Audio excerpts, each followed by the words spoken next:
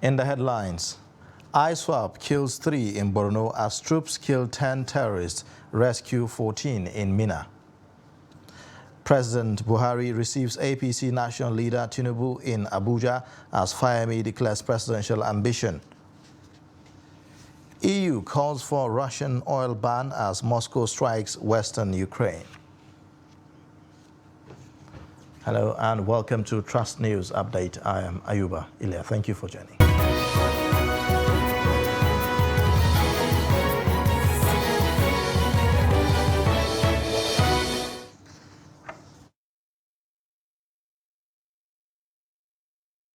West Africa province ISWAP killed 3 people in Kautikari ward of Chibok local government area on Tuesday, while the United Nations Secretary General Antonio Guterres was paying a courtesy visit to the Borno State Governor Babagana Zulum at the government house in Maiduguri.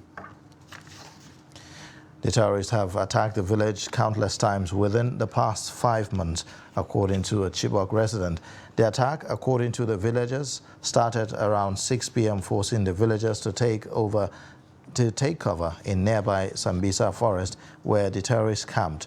The attack occurred almost the same time as the UN Secretary General was visiting Borno State for an on-the-spot assessment of the level of damage done by Boko Haram insurgency in Borno. Meanwhile, the United Nations Secretary General Antonio Guterres is currently at the UN House in Abuja, the nation's capital. His visit to the UN House comes a day after he arrived in Nigeria on a 2-day official visit, the first since he assumed office.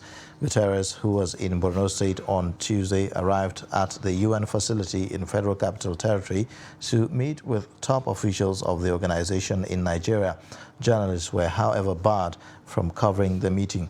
He is also expected to meet with youth delegates, women, religious leaders, diplomatic communities and journalists, as well as perform the laying of wreaths in honor of the victims of the August 26, 2011 suicide bomb attack that claimed at least 26 lives. Guterres is scheduled to meet with President Muhammadu Buhari and the Vice President Professor Yemi Osinbajo and other top government officials. The Niger State Commissioner for Local Government and Internal Security, Emmanuel Umar, has confirmed the killings of no fewer than 10 bandits in Ureyi village in Rafi local government area of the state on Monday. 7 motorcycles belonging to the bandits, including arms, were also recovered from the bandits. The commissioner, in a statement in Mina, the state capital, also said 14 kidnapped victims were rescued during the operation by the Joint Security Task Force in the area. He disclosed that the bandits had wanted to disrupt the peaceful Eid al-Fitr celebration when the Joint Task Force launched an onslaught on Kao and Uregi villages. Meanwhile, some local hunters employed by the Shiroro Local Government Council of Niger State to complement the efforts of the security agents in the area in the ongoing war against gunmen have been arrested for allegedly stealing some cows which were recovered from bandits.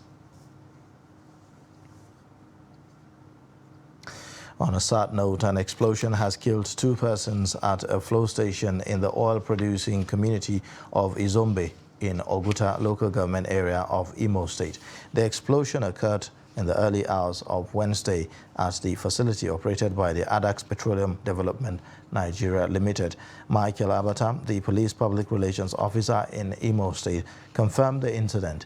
He explained that the commissioner of police in Imo has drafted the command's anti-bomb unit as well as some operatives of the command to the area to prevent any breakdown of law and order. An eyewitness in the community also disclosed to media sources that the 2 persons affected in the explosion were carriers of the bomb. And in political matters, President Muhammadu Buhari on Tuesday night received the national leader of the ruling All Progressives Congress, Bola Tinubu, at his residence in the presidential villa in Abuja. Although details of the meeting were not available as at the time of filing this report, Daily Trust have learned that the former governor of Lagos State might have visited the president because of his absence on April 26, when the nation's #1 man hosted APC leaders, including the party's national chairman, Senator Abdullahi Adamu, to iftar dinner at the State House. Think deeply, focus on issues, and be ready to serve Nigeria. It's all about service. It's all about service. It's nothing else. Think wisely, get committed to your thinking, and serve the nation, and bring progress and prosperity to the lives of Nigerians. It's good for the country, for so many of us to aspire to want to lead. We are not abandoning our nation, but there's only one chair and one possibility. We are sure that we will remain united. You know our symbol is broom. You don't break it as you go. Nigeria required commitment and the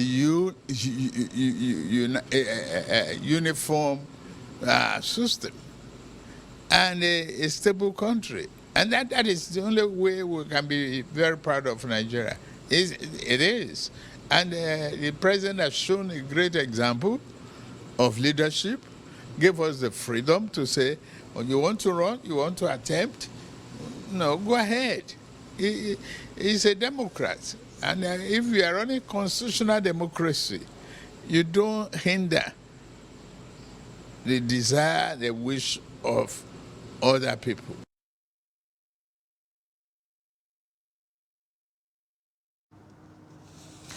After months of speculations, Governor Kayode Fayemi of Ekiti State has finally joined the 2023 presidential race on the platform of the All Progressives Congress. Fayemi, who announced his entry into the race in a statement by his Chief Press Secretary, Yinka Oyebode, on Tuesday, said he will formally declare to run for the position on Wednesday in Abuja. He becomes the fourth sitting governor to declare to seek the presidential ticket of the ruling APC. Governors Yahaya Bello of Kogi State, Ben Ayade of Cross River, and David Umahi of Ebonyi State have since declared their intentions to run for the office of the party's ticket. Others in the race include Vice President Yemi Osinbajo, former Lagos Governor Bola Tinubu, former Ogun Governor and serving Senator Ibikunle Amosun, former Imo State Governor Rochas Okorocha, the Minister of Transportation Rotimi Amechi, the Minister of State for Education Emeka Nwajuba, and Minister of Labor and Employment Chris Nkige. You're watching Trust News Update. Let's take a look at stories coming up. Gombe Muslims relish Salah's moment. Details and more after the break. Join us again.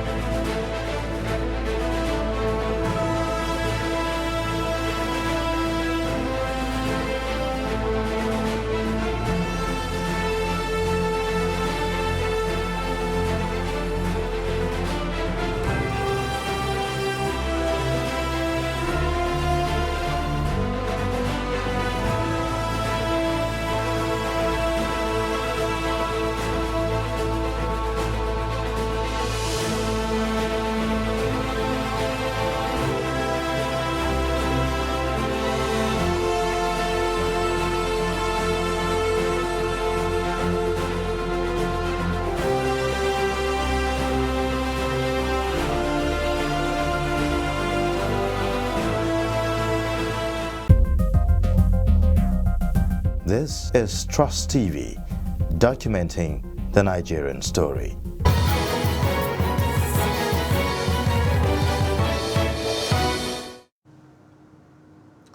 Welcome back. You're watching the news update on Trust Television. Here's a look at the top stories again.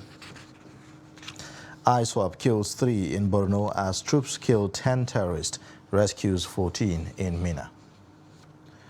President Buhari receives APC national leader Tinubu in Abuja as Fayemi declares presidential ambition.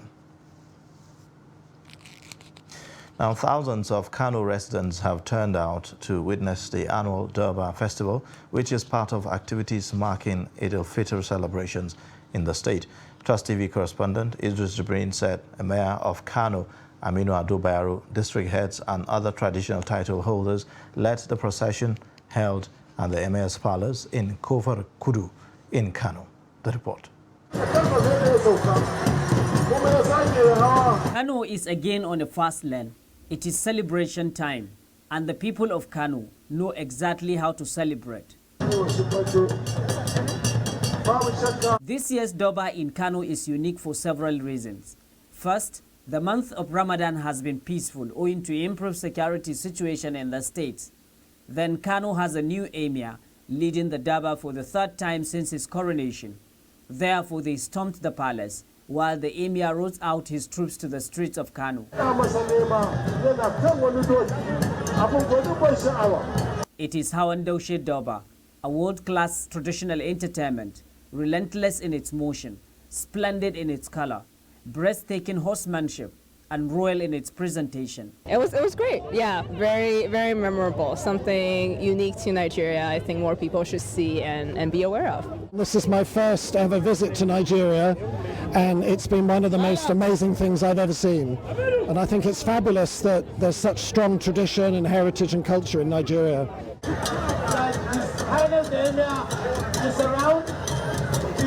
Hawan Daushe holds a day after Salah. It is always time-bound, beginning at sunset, ending at 6 p.m. In Hawan Daushe, the emir and his train traditionally pay homage to the King Mother not far from the palace. Thereafter, the emir marched to the palace to receive homage from his royal train and from the people of Kano.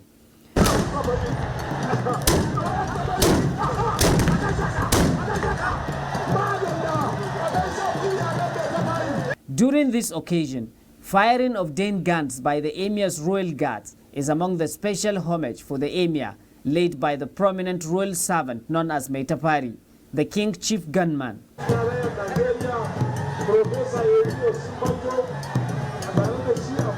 Thousands of Kano residents, including the state governor Abdullahi Ganduje, top government officials and foreign diplomats, attended the Durbar. Well, I think the Kano Durbar is a fantastic spectacle. So much color, so much pomp, so much pageantry. And you know, Kano is always number one. Kano and Durbar, Birni, Megala, the golden good Tutsi. We've seen it all. It's fantastic. And that is why we created additional Emirate Council. What you saw today, this evening, took place all over the other 4 Emirate Councils. So it is fantastic. It is very interesting. Hawan Daushe is one segment of the several Durbars in Kano. As the celebration continues, so the Durbar. Idris Jibrin, Trust TV News, Kano. Quite colorful. Eid al-Fitr is an Islamic rite signaling the end of a month-long fast in the holy month of Ramadan. Muslims in Gombe State join their counterparts across the globe to celebrate the rite. Ibrahim Ismail captured some of the activities that shaped the celebration, as well as the economic condition of the people during the festival. The report.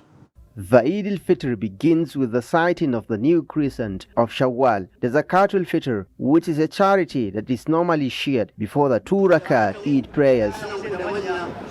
Dr. Awal Abdullahi is an Islamic scholar in Gombe. The Holy Prophet Muhammad sallallahu alaihi wasallam said, "Sumu li ru'yatihi wa aftiru li ru'yatihi." When you see or you sighted the crescent, that is the new moon, you can do the fasting. You can start the fasting. After 29 days of Ramadan, you can retire, you can stop the fasting and do the Eid al-Fitr, that is enjoyment during Salah celebration. But when you didn't see it, you can complete it to be 30 days. So it's expected for each and every Muslim to share the foods among the needy and to at least show from their faces the kind of celebration and the happy and joy from the faces of each and every Muslim.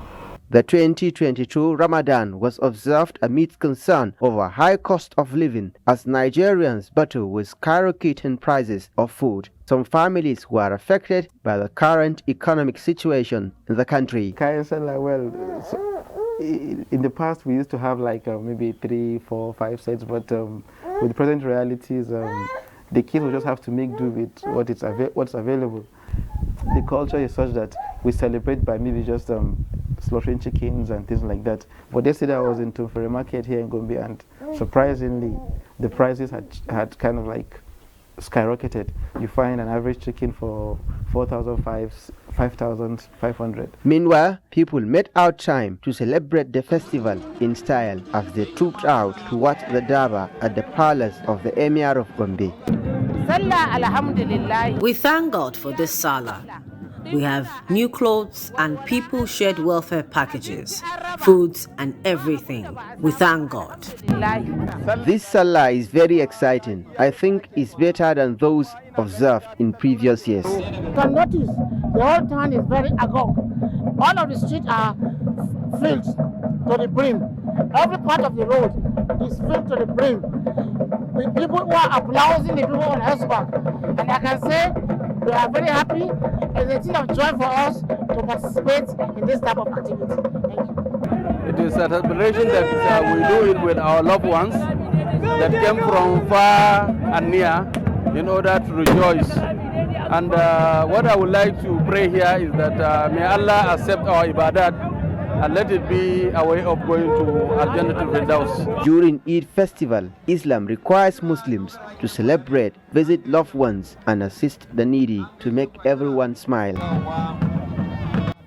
From Gombe, Ibrahim Ismail reporting for Trust TV. On business news, the Central Bank of Nigeria, CBN, has approved the sum of 2 billion naira to the Imo State government for the empowerment of artisans in the state. The Commissioner for Labor and Productivity, Ford Ozumba, disclosed this to newsmen on Tuesday in Owerri while announcing the Imo 2022 Entrepreneurial Product Expo in partnership with CBN. The Commissioner said the Imo State government approached CBN and was considered qualified for the loan. He explained that the artisans have an association working on a weekly project with the government, the first Imo State Innovation and Entrepreneurial Exhibition, which is expected to commence on the 10th of May 2022 in Owerri. The World Bank has said that Nigeria's efforts at reducing poverty might hit rocks if certain economic issues are not addressed. These include low human capital, labor market weaknesses, and exposure to shocks. This is contained in the new World Bank report titled A Better Future for All Nigerians, Nigeria Poverty Assessment 2022. The report represents the culmination of the World Bank's engagement on poverty and inequality, relevant data and analytics in Nigeria in the past 2 years. The report draws its conclusion from the 2018-2019 Nigerian Living Standards Survey, which provided Nigeria's first official poverty numbers in almost a decade, as well as the Nigeria COVID-19 National Longitudinal Phone Survey. And away from Nigeria, the European Union has proposed its toughest measures yet against Russia, including a total ban on oil imports and sanctions on war crimes suspects. European Commission President Ursula von der Leyen said the package was aimed at maximizing pressure on Russia while minimizing damage to Europe. Russian crude oil could be phased out within 6 months, she said. Military officers involved in suspected war crimes in Bucha and Mariupol will also face new sanctions. The EU has been focusing for weeks on how to wean itself of Russian oil and gas. It has already pledged to reduce gas imports by 2/3 by the end of 2022 and now plans to phase out crude oil over 6 months and refined products by the end of 2022. Slovakia and Hungary, which currently rely on Russian oil, will be given an extra year to find alternative supplies. The Hungarian government spokesman said that they had not yet seen plans or guarantees for a transition. Today, we will propose to ban all Russian oil from Europe. This will be a complete import ban on all Russian oil, seaborne and pipeline, crude and refined. And in sports news, Nigeria's Quadri Aruna has become the first African and black player to be ranked in the top 10 in World Table Tennis ranking. According to the 2022 ITTF Table Tennis World Ranking Week 18 made available on Tuesday, May 3rd, the #1 player in Africa is now ranked 10th in the world. In a statement released by the World Table Tennis, it has been a long time coming as the King of Africa has finally made it into the top 10 in the world. Another Nigerian player, Bode Abiodun, gained 34 steps up to climb to 97th in the world. And with that, we wrap up the news update on Trust Television. You can watch more by subscribing to our YouTube channel and also following across social media platforms. I am Ayuba Ilya. Thank you for watching.